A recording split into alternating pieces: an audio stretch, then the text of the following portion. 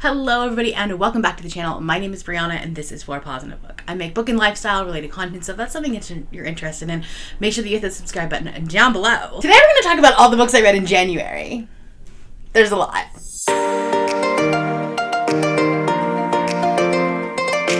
Normally I do a mid-month wrap-up. In January I did not. I was like, it'll be fine, don't worry about it. And I read 17 books in January and DNF'd 2 more. So go get a drink. We're gonna be here for a while. If you are new to my wrap-ups, the way that I do them here is if I do them in the middle of the month, then I talk about them in chronological order. Didn't do that in January, oops. But then at the end of the month, I will start by talking about my stats, my ratings, all of that fun stuff. So if you're not a stats nerd like me, I'll have timestamps down below. And then I'll start talking about the books from the one that I liked the least to the one that I liked the most. I have a very wide range of books. I have one that could very easily make my top books of the year, surprisingly. And I don't always say that. And then come December, it doesn't happen, but this one I think might. But then I also had some DNFs and I had some very meh books as well. So, like I said, I have read 17 books and then I DNF'd 2 more. So we will be talking about a lot of books today. So that's fun. As far as how I read these books, I read 9 via audiobook, 1 via ebook, 3 books physically, and 4 books with a mixture. So that means I was tandem reading it, either physically reading it along with the audio at the same time, or going back and forth between audio and physically reading. I read 14 books targeted at an adult audience and 3 targeted at a YA audience. I'm pretty sure that this statistic is going to be pretty normal for the rest of the year. As far as ratings, my average rating was a 3.88. I had 0, 1, or 1.5 star reads. I had 1 2-star read, 0 2.5 star reads, 2 3-star reads, 3 3.5 star reads, 7 4-star reads, so that was great. 1 4.5 star read, and 3 5-star reads. For genres, I had a pretty good mix. 1 contemporary, 6 fantasy, which is pretty good. 1 historical. Weirdly enough, I didn't even come up with a color on my genre blanket for that one. I had to just pull an old color that I already had because I knew I wouldn't be reading very many of them. 2 horror books, weird for January. 1 mystery, 3 romance, 1 sci-fi, and 2 thriller. There are 3 books that I will not be able to talk about or review today because they are HarperCollins titles or HarperCollins imprints. So I'm just going to hold them up. And then once the strike is over, I have an entire video set and ready to go for books that I have read and reviewed and hauled that are all HarperCollins titles. Hopefully, I can get you that video soon. That would be fantastic. But the books that I read that I can't review are Hench by Natalie Zito Walscotch, The Collective by Allison Galen, and When the Reckoning Comes by LaTanya McQueen. Like I said, I DNF'd 2 books this month. The first one was The Last Party by Claire McIntosh. I did talk about this one in my first episode of The Rainbow Project. This was a red book that I was reading, and this is just very Agatha Christie-esque, and that's just not the vibe I was going for. I really wanted more of a fast-paced thriller, and this was a slow burn mystery. I think that if you liked Lucy Foley or Agatha Christie, obviously, you might actually really enjoy this book, but for me, I didn't like Lucy Foley that much. I thought her books were very middle of the road, and so I was afraid going into this one that it was gonna be a middle of the road book, so I just DNF'd it and moved on. I did only get about 20% of the way into this one though, so who knows, it could have gotten really good, but there are too many good books, and I did not regret DNFing this. The other book that I DNF'd was The American Roommate Experiment by Elena Armas. This is the sequel to The Spanish Love Deception, which I read last year and really did not like. So I knew going into this I was going to be, I had very low expectations, and even then I was disappointed. This main character Facebook stalks the love interest for months prior to meeting him. And so then when they do have their little run-in, she already knows everything about him. And that's weird. And I just can't get behind a romance when that is the foundation. So no, it's the only book of the 20 that I did not read as far as the Goodreads Choice Awards semifinalist.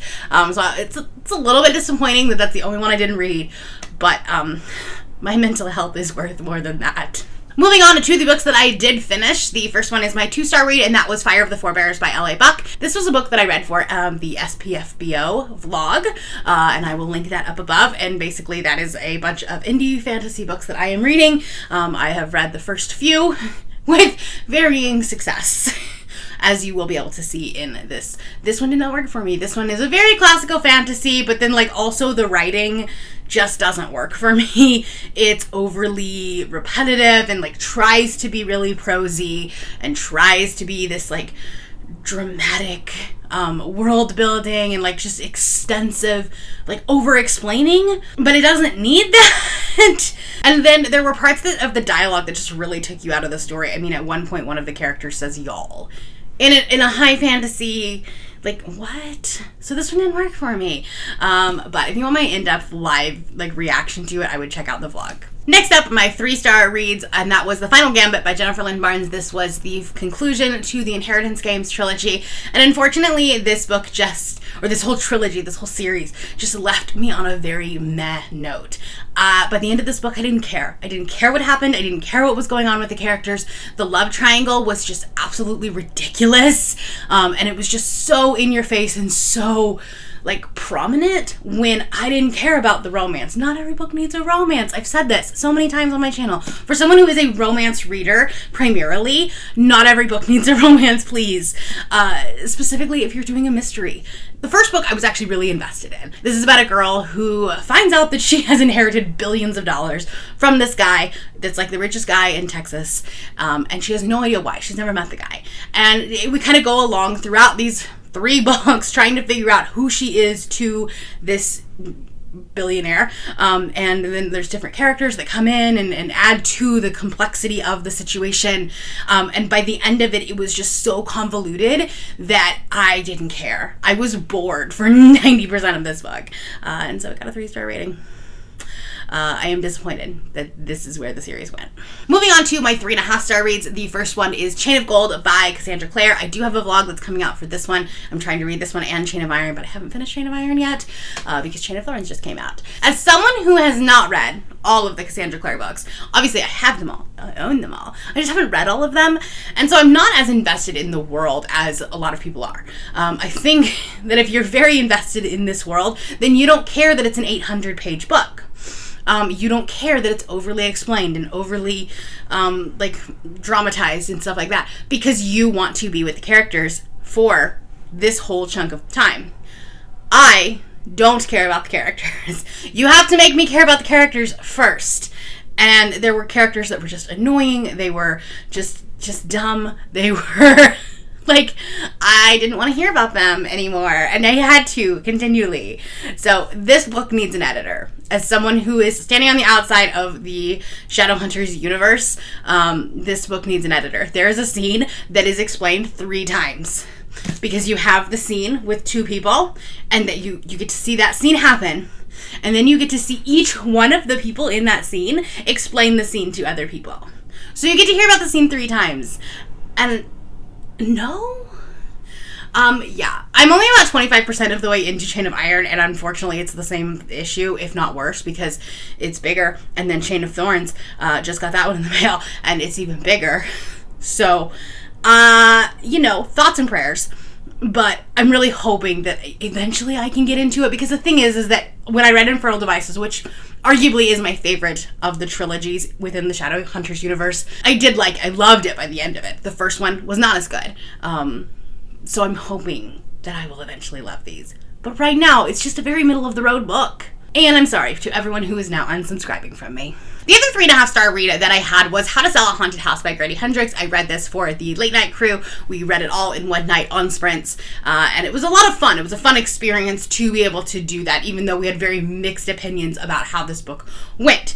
This book, for me, is a tale of 2 parts, because the first 30% of this book is very slow, very family drama. It is a brother and sister trying to work through the death of their parents, like the unexpected death, trying to figure out what was in their will, who owns what they want their funerals to be like, all of this stuff. And I understand the reason why he wrote it that way. He actually lost a parent, and so this was like his grieving process, right? And I totally understand and respect that. For me, though, the tone shift really changed at about the 30-35% mark.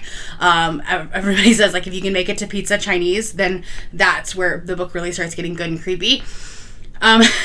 which, like, if you know, you know. Essentially, they tried to do a seance and brought pizza in and Chinese food, and they had pizza Chinese. It's a whole thing.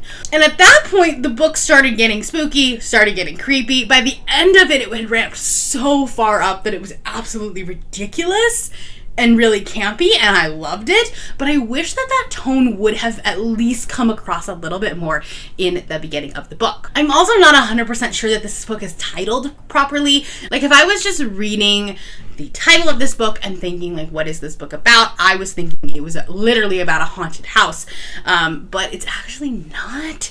It's things inside the house that are haunted, are, like, possessed, but it's not the house itself. So I don't know, maybe this book is not properly titled, properly marketed, but by the end I had a really good time with it, and like it picks up speed really, really fast. So if you are reading this book and you're like struggling through the beginning, trust me, it does get better. But for me, because of that huge tone shift, I felt like 2 books, honestly. The next 3.5-star read that I read was The Getaway by Greer Hendricks and Sarah Pekkanen. I found this on Audible Original. It's like a very short, like I want to say it was like 2 or 3 hour novella.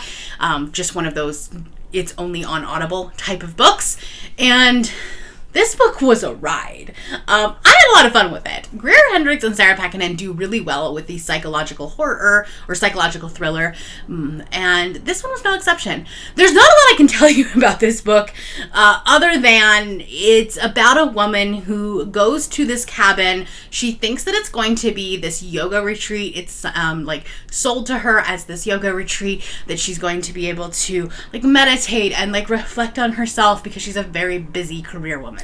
And like, that's not what it is. She is lured onto this property for other reasons and essentially kidnapped. And I can't really tell you any more than that because it will be a spoiler. It's messed up. It's very psychological. And some characters need straitjackets. That's all I can say. That's all I can say. I do think that this book is pretty basic. It is very much a like point A to point B type of thriller. That kind of happens when it's a very short book. So I think that if you read tons and tons and tons of thrillers, this may not be the book for you because you're not going to be surprised. But if you're new to thrillers or if you just enjoy the ride, this might be a good book for you. Moving on to my 4-star reads, and I had a bunch of them. The first one was my first book of the year, so we were starting out on a really strong note, and that was The Bodyguard by Catherine Center. This is a book that I am reading for the Goodreads semifinalist. It was one of the few that I hadn't picked up yet.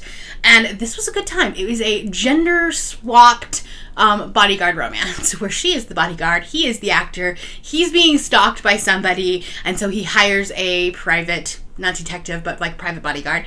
And then he is going home to his mother's ranch back in Texas, and he doesn't want her to worry about him. So instead of saying, hey, this is my bodyguard, he says, hey, this is my girlfriend. So there's some fake dating, there's a bodyguard romance, like, it is a good time. There are lots of tropes. There's an only one bed trope. Like this is very trope heavy, but it was fun. There's not like a ton to this book, but it was a good time.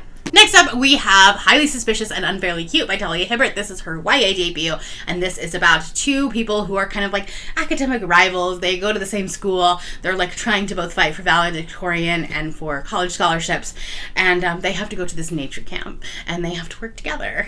And of course, sparks are gonna fly. Things happen in nature. This was a really strong YA book.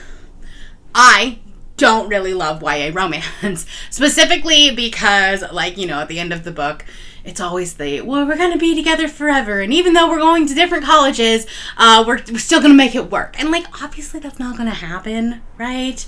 I'm in my mid-30s at this point. We can let kids believe what they want, and I think that if I was 17 or 18, this would actually be really, really adorable, and I'd really love it. This does show me that Talia Hibbert can write YA. Personally, I think that this book would have been aged up to college, and then we would have had some actual summer camp smut. That would have been fantastic, and I would have loved that. But, that's just a personal opinion. This was very strong. Next up, we have The Book of Longings by Sue Monk Kidd, and this book was weird and good. Weirdly good. I will say This is another book that's like kind of a book in 2 parts, and the fact that I actually really enjoyed the beginning of this more than the end of it, I do think it kind of went off the rails at the end. Because it was trying to follow the Bible. Now, if you don't know what this book is about Jesus' life. But like from a completely secular point of view, and it's actually from the perspective of a woman who is in love with him. And she is going out of her way to go be with him, and she finds out where he is praying in the wilderness, and she like goes out there and like casually meets him and casually runs into him at the market, and it's actually really funny and in the ways that she is trying to do this, and then like they end up getting married, and that's not a spoiler. This is actually sold as it's from the perspective of Jesus's wife, and she's very much a feminist. She is one of the few women in her village that can read and write, and she is writing this book about this, like these stories about one of her friends who was raped and brutally tortured because of the fact that she's not pure anymore. And so she's really trying to fight for women's rights, which obviously was not a thing in the first century. And coming from someone who grew up very religious, it was a little bit weird to read about Jesus from this like lustful point of view, where she was like actually talking about his like physical attributes and his him being like this sexy person. It was kind of weird, but like as someone deconstructing, didn't hate it. This book primarily takes place in those like hidden years between when Jesus was at the temple as a child and when he started his ministry. And so there's a lot of creative liberty that you can take with that, because there's nothing historical or biblical about those times. The problem became when we met back up with him starting his ministry and we had to kind of like follow biblical text and what was like what's already canon, is that a word? I don't know. And so then you had to like try to fit this fictional character into what's already been written about. And at that point, we kind of went off the rails. We kind of got a little bit lost in the story, but I still really loved our main character. And so even though she wasn't with Jesus as much, she still had a very strong role to play.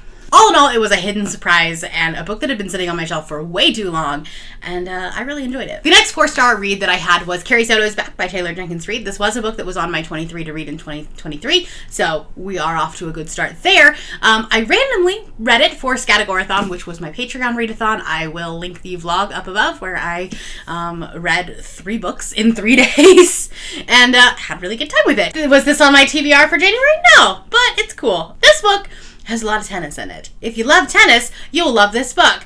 If you don't love tennis, you might be a little bit lost. This book is about a woman who was a very famous tennis player in the 80s, and she has retired, and then she sees her record being broken, and so she decides, well, that can't happen. I need to come back out of retirement. And as a 35-year-old woman, or like woman in her 30s, can't remember exactly, it's a choice, because obviously you are not at your physical prime anymore. And so she goes through all of this training, and it's basically just like this memoir of her life, both before as she was trying to gain that record the first time, and then coming back out of retirement and trying to reclaim that record. This definitely has the magic of Taylor Jenkins Reid. I think it is a very similar writing style to Evelyn Hugo in the fact that it kind of reads like a memoir, and it feels like Carrie Soto is a real person. I do struggle with the fact that this is not Own Voices representation, and it is a white author writing the story of a Latinx character. I believe they were Argentinian. I could be wrong though. So it did feel a little bit like she was trying to take up space and not stay in her own lane,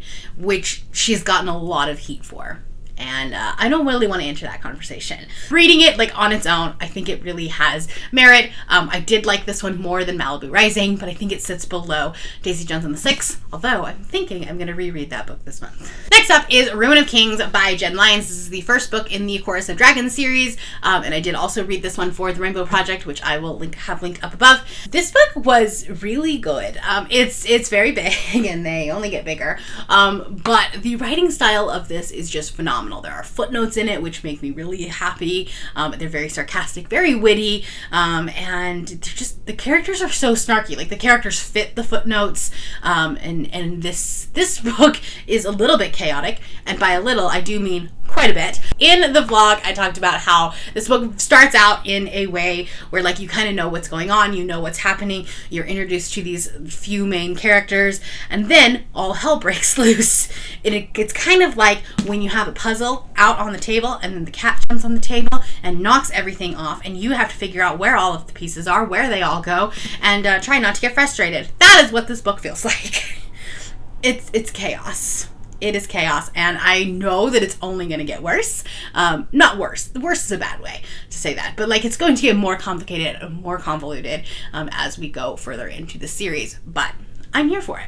My last 4-star read was Part of Your World by Abby Jimenez, and this is another book that I'm reading for that romance video. It was one of the 20, and this is an age gap romance about a woman who is an emergency doctor, and then a man who is in this little tiny small town, has a little farm. So there's an age gap in the fact that like she is older than him, which you don't see as much in romance, and I really appreciated that. And they're just very different people. She is like the heir to this like very large family dynasty of doctors. She's going to become like the chief of medicine for this hospital because her father was that, and her like grandfather, and like it's just this like family lineage of doctors. Her parents are very strict and very like, this is how you should do things, this is who you will marry, this like that kind of thing. And he does not fit into that because he is like, you know, from this little small town, and he doesn't have a great job, and he's you know, he doesn't fit into their world, hence the name. I think a lot of people think that this is like Little Mermaid. I don't think it is.